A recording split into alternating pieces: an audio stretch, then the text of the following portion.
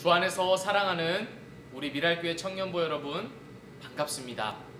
오늘도 주일 아침이 되었습니다. 우리를 창조하신 우리의 주인 되시는 하나님 앞에 우리가 예배하려고 이 자리에 왔습니다. 믿음으로 예배드리는 그 자리에 하나님께서 함께하여 주고 계십니다. 우리 하나님 앞에 기도하고 예배로 나아가겠습니다. 기도하겠습니다. 거룩하시고 전능하시고 완전하신 하나님 아버지, 오늘도 우리를 이 자리에 불러주셔서 예배하게 하여 주심에 감사합니다. 비록 우리의 몸은 함께 모여서 주님을 예배하지 못하지만은 주님, 또 이 시기가 주님께서 허락하신 때임을 믿습니다. 각자 떨어져 있을 때 하나님과의 관계가 더욱 깊어져가며 또 하나님께 우리의 초점이 집중되는 은혜를 더하여 주시옵소서. 이 예배 가운데에도 하나님 함께하여 주시오며 이 예배를 통하여서 하나님 영광 받아주시고 하나님의 하나님 되심을 드러내 주시옵소서. 모든 영광을 하나님께 올려드리오며 살아계신 예수 그리스도의 이름으로 기도합니다. 아멘. 우리 함께 사도신경으로 우리의 신앙을 고백하겠습니다. 전능하사 천지를 만드신 하나님 아버지를 내가 믿사오며 그 외아들 우리 주 예수 그리스도를 믿사오니 이는 성령으로 잉태하사 동정녀 마리아에게 나시고 본디오 빌라도에게 고난을 받으사 십자가에 못 박혀 죽으시고 장사한 지 사흘 만에 죽은 자 가운데서 다시 살아나시며 하늘에 오르사 전능하신 하나님 우편에 앉아 계시다가 저리로서 산자와 죽은 자를 심판하러 오시리라. 성령을 믿사오며 거룩한 공회와 성도가 서로 교통하는 것과 죄를 사하여 주시는 것과 몸이 다시 사는 것과 영원히 사는 것을 믿사옵나이다. 아멘. 오늘 우리에게 주시는 하나님의 말씀은 창세기 1장 1절입니다. 창세기 1장 1절입니다. 사실 이 창세기 1장 1절은 굳이 찾아보지 않아도 다 알고 계시죠? 그래도 한번 찾아서 읽어봅시다. 제가 하나님의 말씀을 읽도록 하겠습니다. 태초에 하나님이 천지를 창조하시니라. 아멘. 태초에 하나님이 천지를 창조하시니라.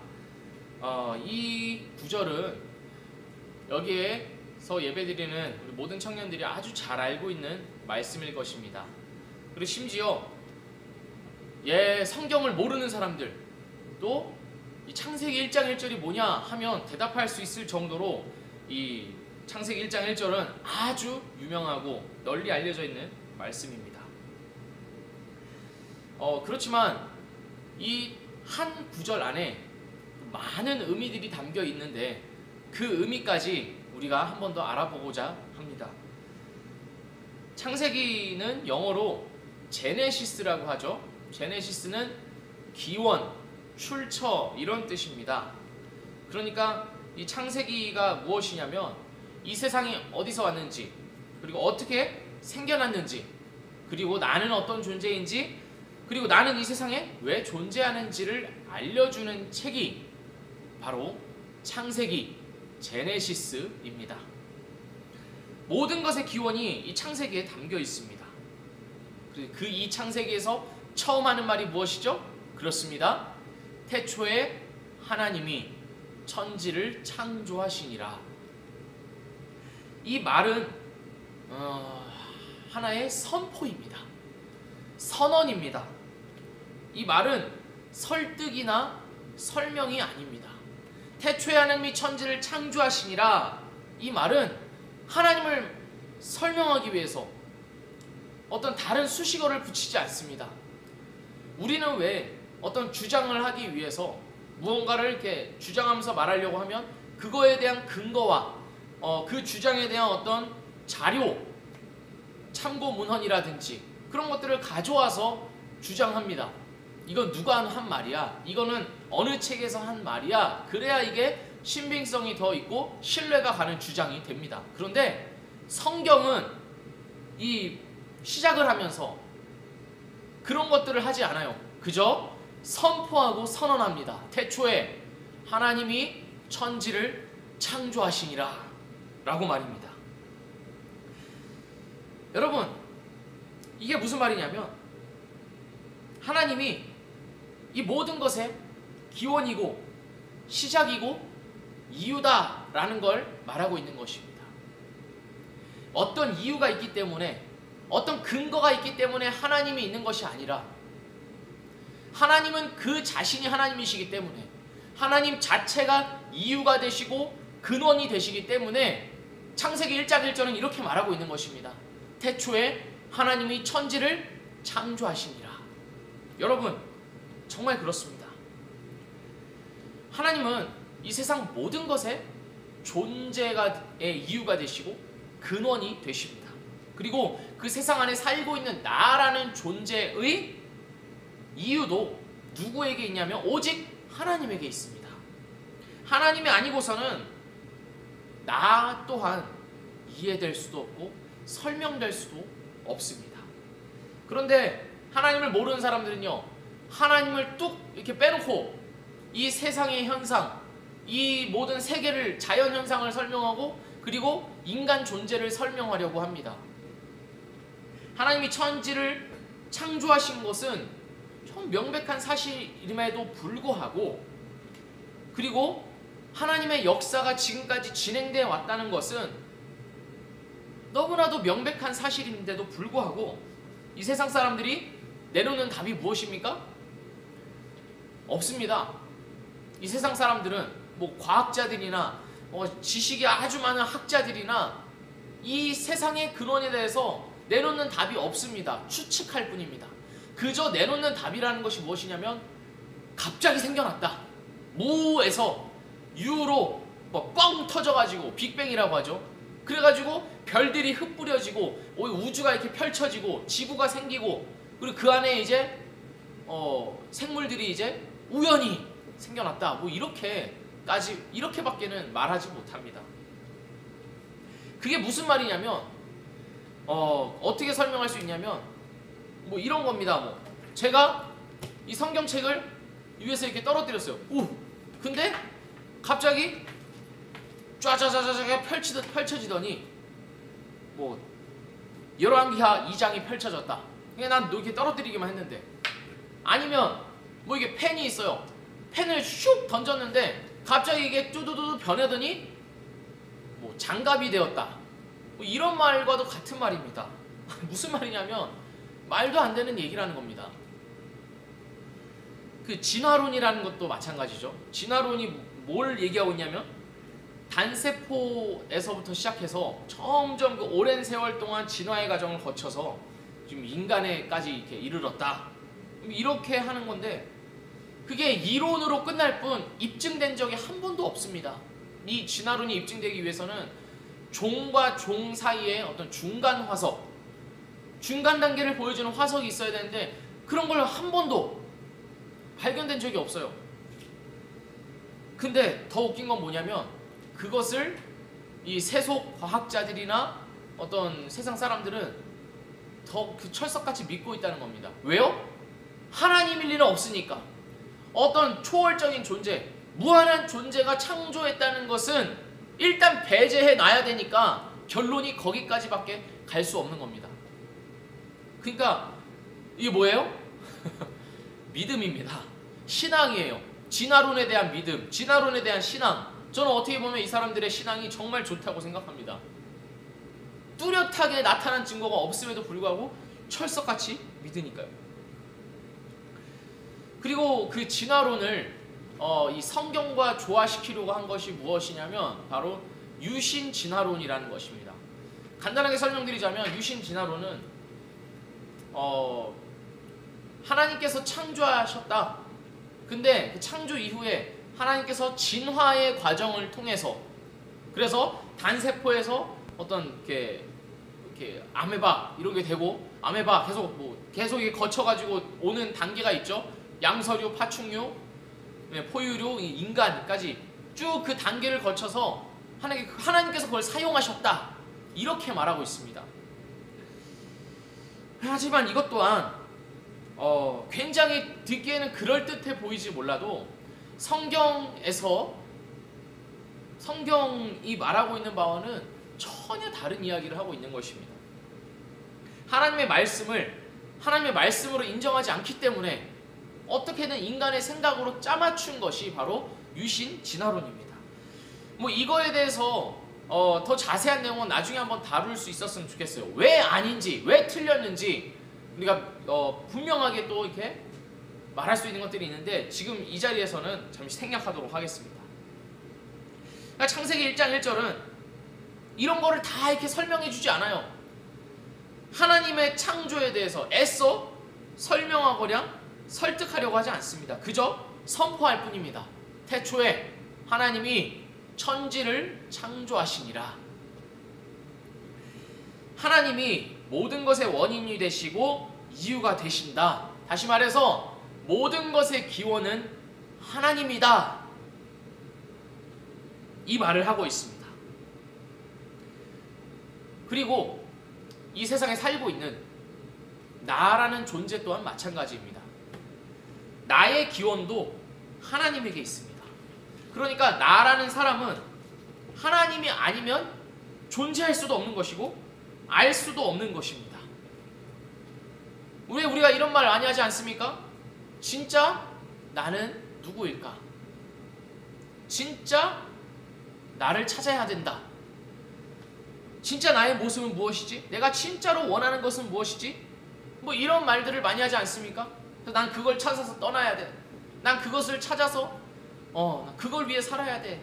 뭐 이렇게들 많이들 생각을 합니다. 물론 이 질문들이 틀린 건 아닙니다. 내가 누구인지 알아야 하고 내가 어떻게 살아야 할지에 대한 고민도 분명히 필요한 것입니다. 하지만 그 질문들에 있어서 하나님이 빠져 있다면 그 질문들은 영원히 답을 찾지 못할 것입니다. 나는 누구인가? 나는 어디로 가야 하는가? 나는 어디에서부터 왔는가?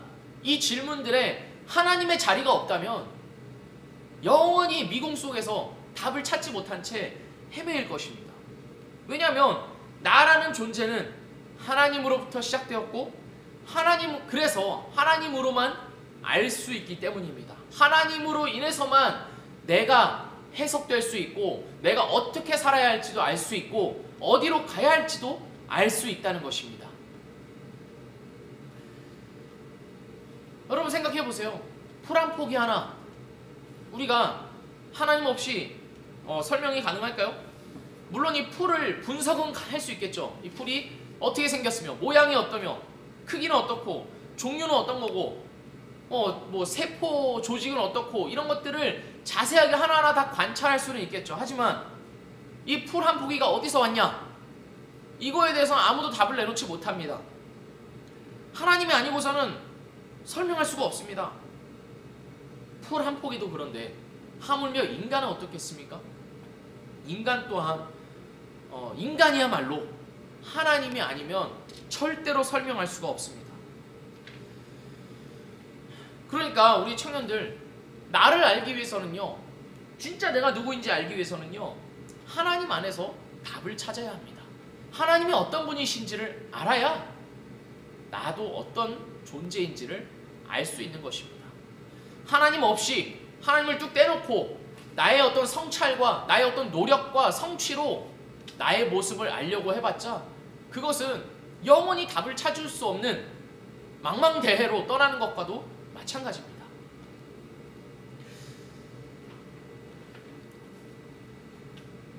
그래서 이 청년들이 이 사실을 꼭 기억했으면 좋겠어요. 아니 꼭 기억해야만 합니다. 나의 존재는 하나님에게 있다. 나의 존재 이유는 하나님에게 있다. 내가 살아가는 이유는 목적은 오직 하나님에게 있다. 하나님 없이 우리의 인생을 살려고 해서는 안 됩니다. 하나님은 하나님대로 나는 나대로 이렇게 떨어져 놓고 생각해서는 곤란합니다. 내 인생이 있고 내가 살아야 하는 인생, 내가 이뤄야 하는 목표가 있고 하나님은 옆에 계셔서 또는 뭐 뒤에 계셔서 나를 도와주시는 분, 이렇게 생각해서는 안 되는 겁니다.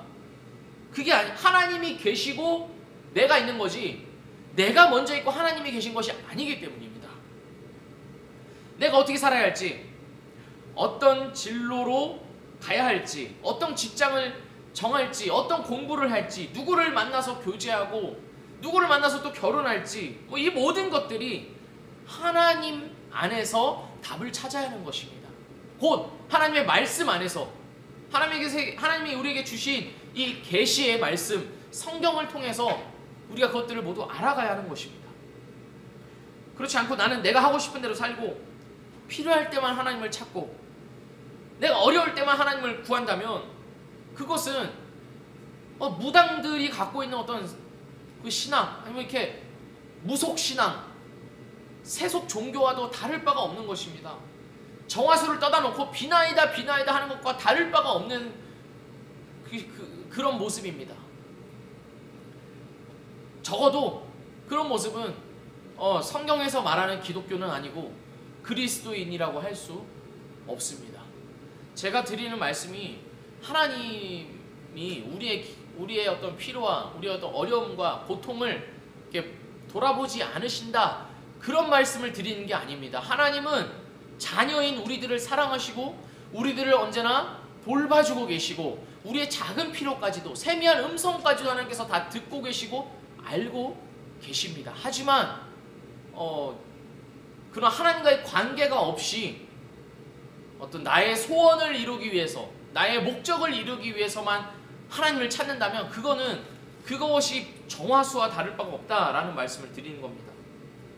하나님이 누구이신지 알고 하나님이 어떤 분이신지 알고 그 살아계신 하나님을 내가 만나고 그 하나님의 말씀에 경청할 때에만 나는 내가 누구인지 알고 나는 왜 존재하는지를 알게 됩니다.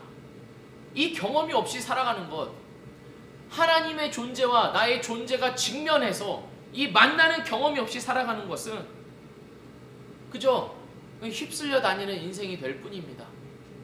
인생이 이러면 이러는 대로 저러면 저러는 대로 이 방향키 없는 배가 망망대해를 떠도는 것처럼 파도가 이리 부면 이리 치면 이로 가고 저리 치면 저리 가고 목적지 없고 이유도 없는 삶을 살 수밖에 없는 겁니다. 우리 청년들이 이것을 꼭 기억했으면 좋겠습니다.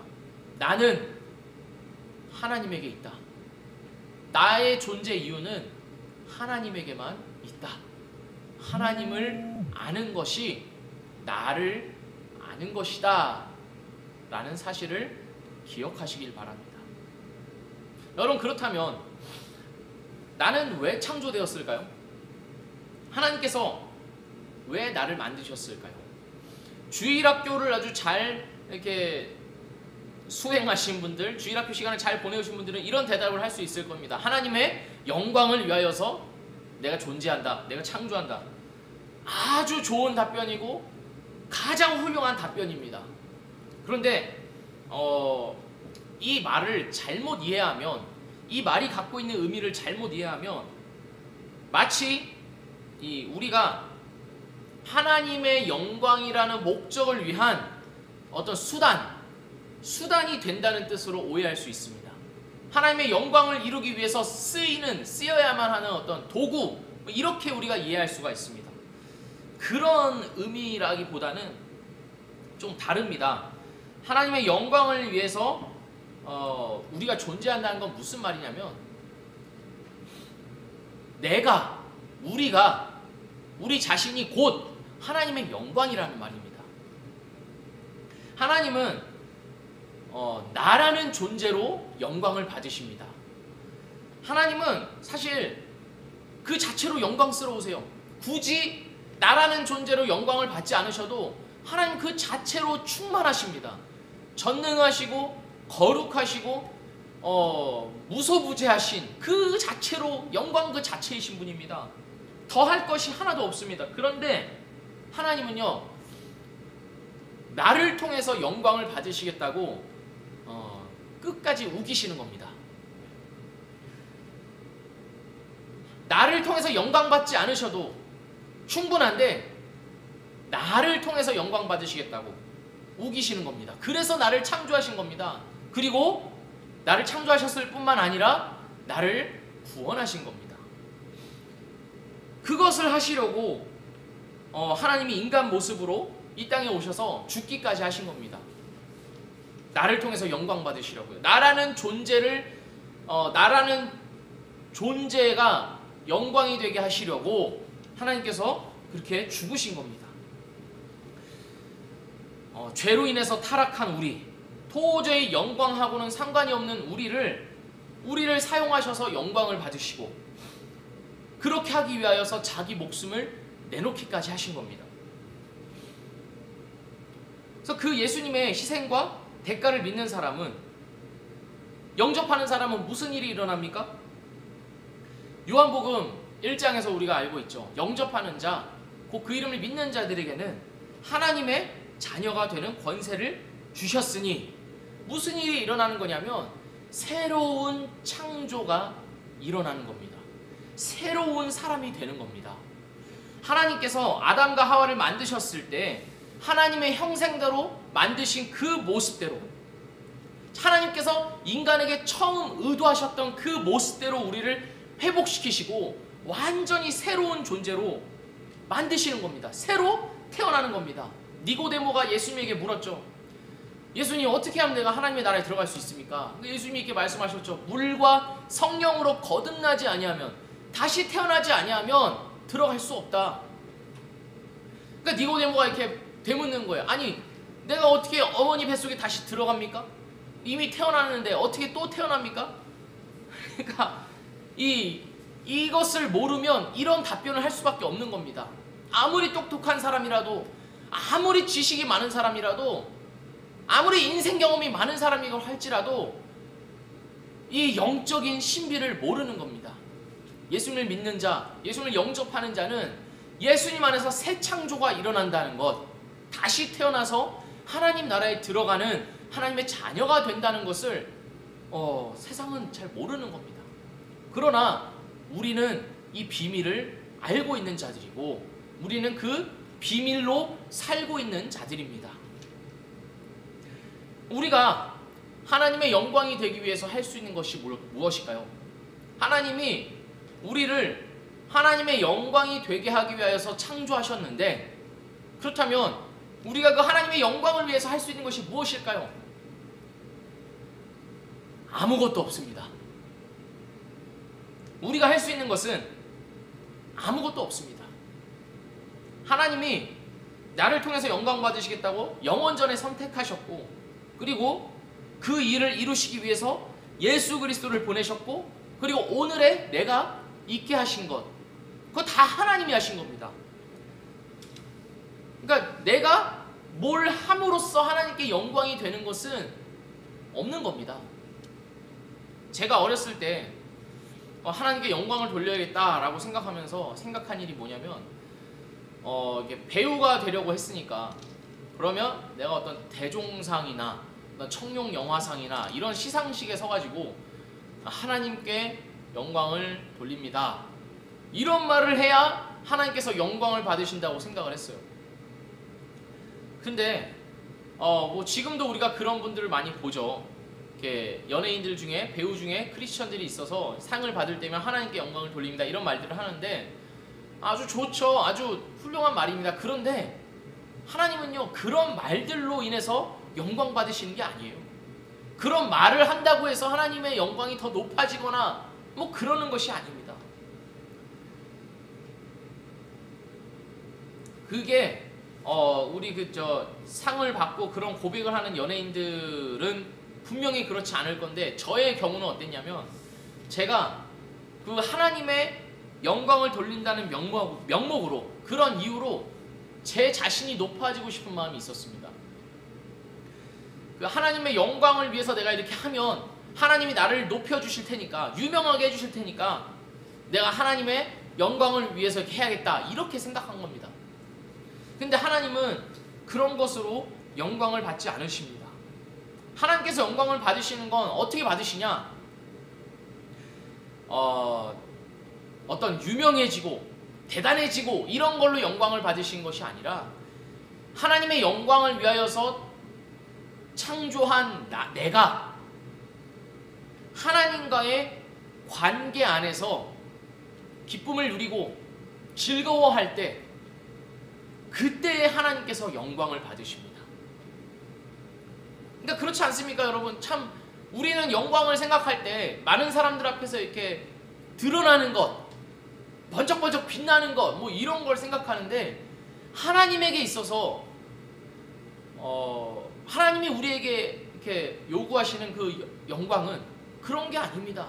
그거는 하나님 자신이 충분히 가지고 계신 것이고, 하나님은 내가 하나님을 즐거워하고 내가 하나님을 기뻐할 때 하나님이 주시는 다른 것으로 기뻐하는 게 아니라 하나님이라는 존재 그 자체로 내가 기뻐하고 즐거워할 때 하나님은 영광 받으시는 겁니다.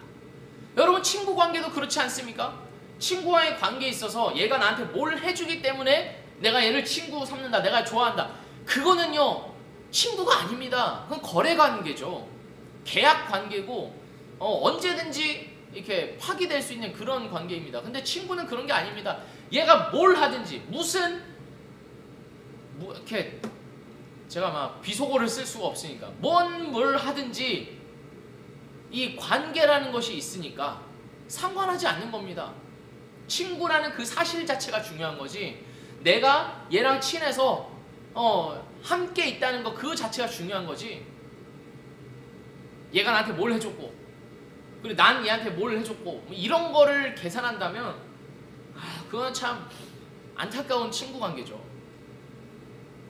하나님도 마찬가지인 겁니다. 내가 하나님을 알고 그 하나님을 내 마음으로 기뻐하고 즐거워할 때 하나님께서 영광을 받으십니다. 어떤 그 부모와의 관계도 비슷한 면이 있어요. 부모님이 자식을 기뻐하잖아요. 즐거워하잖아요. 저도 지금 3살 된 이제 아들이 있지만 얘가 뭘 이렇게 막 해서 얘를 기뻐하는 게 아닙니다. 얘가 나한테 뭘 해줬다 이걸로 기뻐하는 게 아니라 이 아이의 존재 자체가 기쁘고 사랑스러운 겁니다. 그리고 이 아이가 나한테 뭘 해주는 게 아니라 그냥 나를 좋아해주고 나와 함께 있는 것을 즐거워할 때 그거 자체가 또 내가 좋은 겁니다. 물론 뭐 짜증내고 울 때는 막 아유 막 이러지만 그것을 넘어서서 참 주는 그런 즐거움과 기쁨이 분명히 있습니다. 그러니까 하나님도 마찬가지입니다. 우리가 하나님 그 자신을 기뻐하고 즐거워할 때 하나님이 가장 기뻐하시고 하나님께서 영광을 받으시는 겁니다. 이런 거는요, 이런 하나님과의 관계와 이 기쁨은 하루아침에 이루어지는 것이 아닙니다. 눈물 쏟으면서 기도했다고 그래서 감동이 막 왔다고 그렇게 된다고 단번에 되는 것이 아닙니다. 시간이 걸리는 일입니다. 관계라는 것은 시간이 걸리는 법입니다.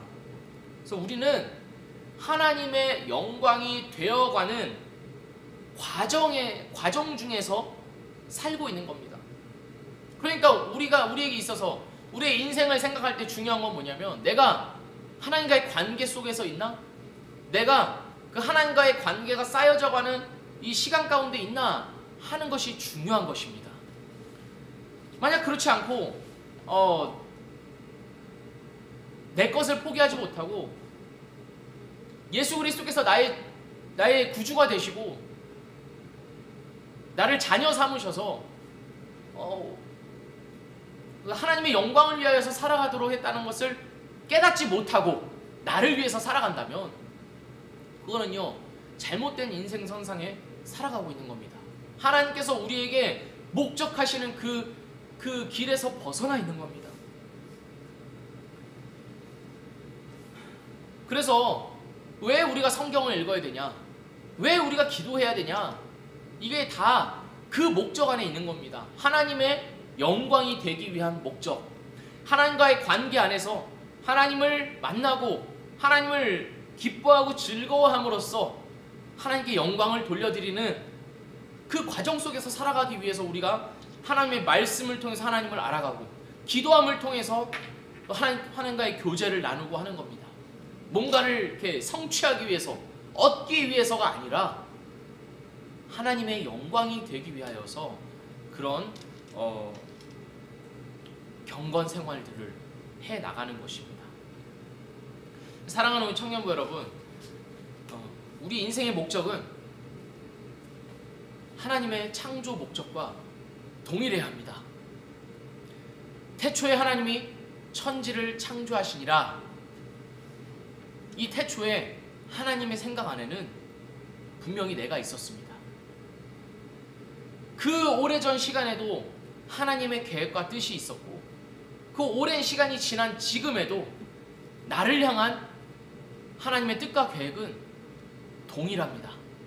하나님의 영광입니다. 그 하나님의 영광을 위하여서 우리가 살아감을 하나님께서 나를 만드셨고, 그리고 하나님의 영광을 위하여서 나의 인생을 주셨습니다. 그 하나님의 영광을 위하여서 살아가는 것보다 이 세상에 더 귀한 것은 없습니다. 이런 표현으로는 부족합니다. 더 귀한 것이 없는 게 아니라 유일한 그 다른 길은 없습니다. 그 하나님과 함께 이번 일주일 그 하나님의 영광이 무엇인지, 그 하나님의 영광을 쫓아서 살아가는, 하나님의 존재의 목적에 따라서 살아가는 우리 청년부 여러분 되기를 주님의 이름으로 축복합니다. 특히나 이제 고3에서 대학교가 된 우리 청년들에게 특별히 드리고 싶은 말씀이 있는데, 내가 뭘 하지? 내가 앞으로 뭘 하지? 뭘 먹고 살지? 진짜 나의 모습은 무엇일까? 이런 고민들이 참 많을 때가 맞습니다. 그리고 이런 고민들이 없는 게 이상한 거고요. 하지만 그런 질문들 가운데, 그런 물음 가운데 하나님의 자리를 꼭 넣어야 합니다. 하나님이 없는 그런 물음들은 답이 없는 물음일 뿐입니다. 하나님 안에서 우리의 인생을 계획하고 방향을 결정하고 걸어가는 우리 모두가 되기를 주님의 이름으로 축복합니다. 기도하겠습니다. 하나님 아버지, 하나님께서 천지를 창조하셨습니다. 말씀으로 천지를 창조하시고 말씀으로 모든 세상이 존재하게 하셨습니다. 우리 하나님의 그 말씀으로 오늘도 우리에게 말씀해 주심을 믿습니다. 나는 하나님이 만드셨고 하나님의 영광과 하나님의 목적을 위해서 나를 만드셨음을 주님 믿습니다. 주님, 우리가 살아가고 있는 이 현실이 하나님과는 동떨어져 있는 것처럼 느껴지기도 합니다. 우리 눈에 보이지 않는, 내 귀에 똑똑히 들리지 않는 하나님, 멀리 계신 하나님 같지만 하나님 멀리 계신 것이 아니라 오늘도 나와 함께하고 계시고 말씀으로 나에게 말씀하여 주시고 나의 길을 인도하여 주시는 분임을, 그 믿음을 우리에게 더하여 주시옵소서. 하나님을 바라보지 못하고 하나님을 느끼지 못하는 이 연약한 믿음을 주님 불쌍하게 여겨주시고 다시금 나를 새롭게 하여 주시고 만들어 주셔서 하나님의 영광을 위하여서 한 걸음 한 걸음 걸어가는 인생이 되게 하여 주시옵소서.